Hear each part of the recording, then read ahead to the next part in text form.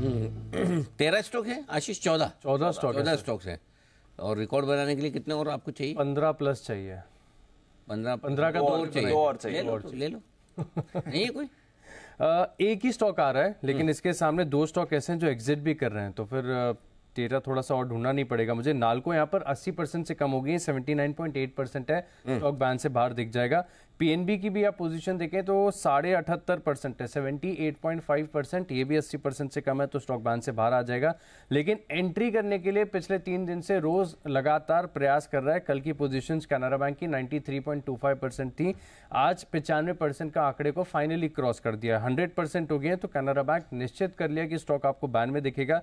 लेकिन sir interesting बात यह भी है कि ऑरबिंदो फार्मा जो कि ऑलरेडी बैन में चल रहा है, यहाँ पर पोजीशंस बढ़ी हैं, 81.67% से अब 82.2% हो गई, थोड़ी सी बढ़ी है, लेकिन रेयर सिनेरियो है। इससे पहले हमने बलरामपुर चीनी में देखा था कि पोजीशंस बढ़ी थी, और वो फार्मा यहाँ पर पोजीशंस थोड़ी सी बढ़ी है।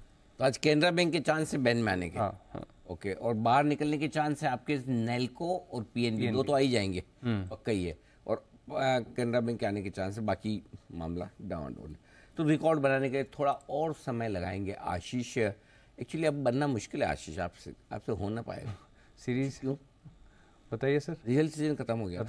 रिजल्ट के आसपास क्या पोजीशंस बहुत बनती है। बिल्कुल। आप कोई भी सीरीज में देखना, जब रिकॉर्ड बनेगा ना, ज़्यादातर स्टॉक रिजल्ट के आसपास ही ज़्यादा बैन में जाते हैं, क्योंकि रिजल्ट के पहले रिजल्ट के बाद की पोजीशंस ज़्यादा बनती है। तो ये सीरीज भी रिजल्ट के हिसाब से 1 से 15 तारीख तक जो ये एक्शन रहा, अब मुश्किल है, अब बहुत कम स्टॉक्स घुसेंगे बैन में, अब निकलने वाले ज़्यादा रहेंगे, ऐसा मेरा समझना है।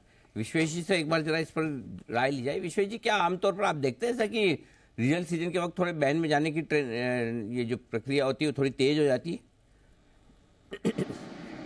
बिल्कुल अनिल जी, लॉजिक ये है कि प्री रिजल्ट आईवी स्पाइक हो जाती है, तो जो प्रोमिनेंट प्रॉप डेस्क प्लेयर है वो क्या करते हैं कि कॉल और पुट दोनों शॉर्ट कर देते हैं और उसको न्यूट्रल कर देते हैं बाय अंडरलाइंग फ्यूचर से। इनफैक्ट कई बार तो ऐसा हो जाता है कि जैसे ही कोई स्टॉक बैन में आने का इंडिकेशन देता है, वो जितनी पॉसिबल होती है उतनी सारे कॉल पुट शॉर्ट कर देते हैं, बिकॉज जैसे ही स्टॉक बैन में आता है पोजीशन अनवाइंड होती है और आईवी क्रैश होती है। तो प्री रिजल्ट बैन में जाना, इसका 2 indication, 1 IVs are high and probably prop desk is shorting outright left call send. तो अभी मुझे ऐसा लग रहा है, जहां तक आज के डेटा की बात है, तो कैनरा बैंक डेफिनेटली आईवीज जो है वो हाई है, लेकिन वो डायरेक्शनल शॉर्ट भी है। At the same time Anil ji, मुझे पीएनबी बहुत अच्छा लग रहा है। इनफैक्ट मैं देख ही रहा था और बैन में था, इसलिए मैंने कोई नहीं किया। मुझे लगता है कि अनिल जी यहाँ से 140-45 की ओर मूव आना चाहिए। तो आपका डेफिनेटली ऑब्जर्वेशन सही है कि प्री रिजल्ट अगर स्टॉक बैन में जा रहा है, that is options are being shorted. Okay, तो ये है आपके लिए कुछ बैन लिस्ट के अपडेट्स और स्टॉक्स जहां पर एक्शन है। और